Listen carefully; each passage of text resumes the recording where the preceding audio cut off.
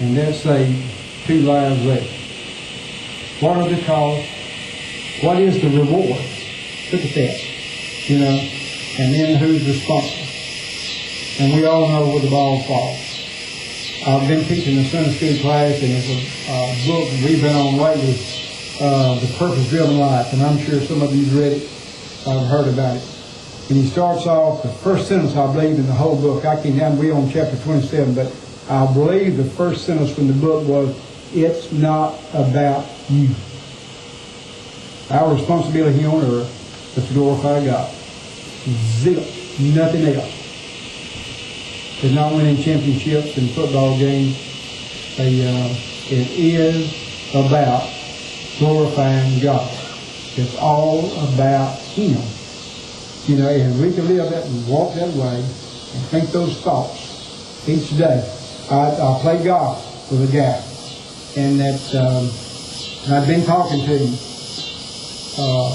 about Christ. Let me tell you something. It's much easier to speak about Jesus Christ right here to you than it is one-on-one with an older individual. It's easier to me to talk one-on-one with a young man than it is a guy that's my age, if you've ever done these things. And I'd been on him, and the other day, he wrote an article in the paper, in the editorial, about Jesus Christ and what he had done to his life. And then I ran into him the other day. He said, "You got to come and go to church with me." You know, and I thought to myself, you know, will I ever get through to some of these people?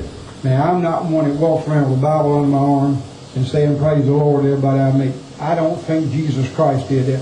I think that if Christ was on earth today and you coached him, I think he'd be a heck of an athlete.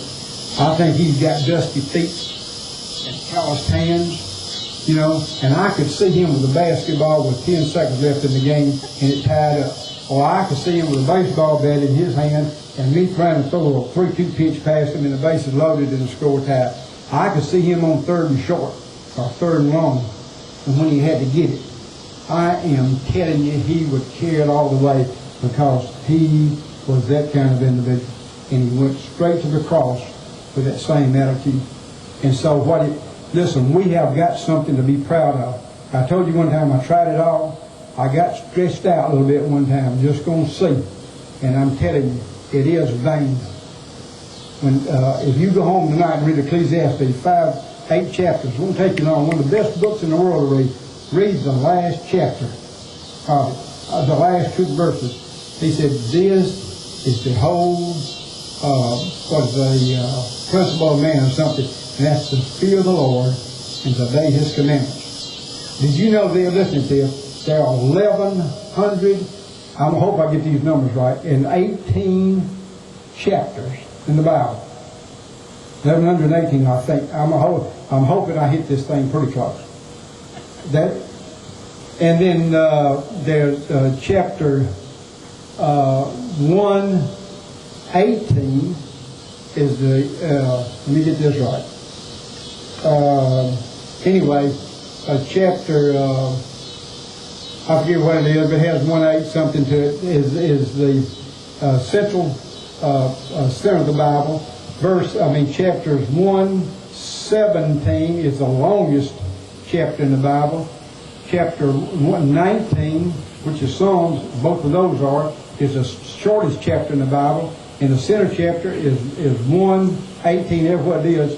And the center verse in the Bible is verse 18:11. All of them is the same number, 1:18:8, that's what it is. And it says, this is all have been figured out. Trust in the Lord and not in human beings. But anyway, where are we? Where are we going? What is the cost? What are the rewards? And who's responsible? If you're coaching, if you're in business, or whatever what you're doing, or if you're on the road trying to lead someone to Jesus Christ, that's a real important thing. I thank God for what He gave me, the opportunities I've had. I'm telling you that I've been blessed in so many ways that it's scary. If you knew where I came from, Shannon, Mississippi, and Bill Brunton started me in football when I was in the 5th grade. And if you know Bill, go by and tell me you ran into Sloan last night. what athletics did for me in my lifetime, and what teachers did for me, and what people that believed in Jesus Christ. I think about Kira Robbins, who used to teach me in the first grade in Sunday school class, and I'm telling you, I thought she was an angel. If it's ever been an angel put on earth, she was one of those. But just think about the responsibility that we have as Christians. And I'm telling you something too now, that ought to be something we'll be boastful about. I'm telling you, if you label that right there, you can walk tall. It's the greatest life in the world. See?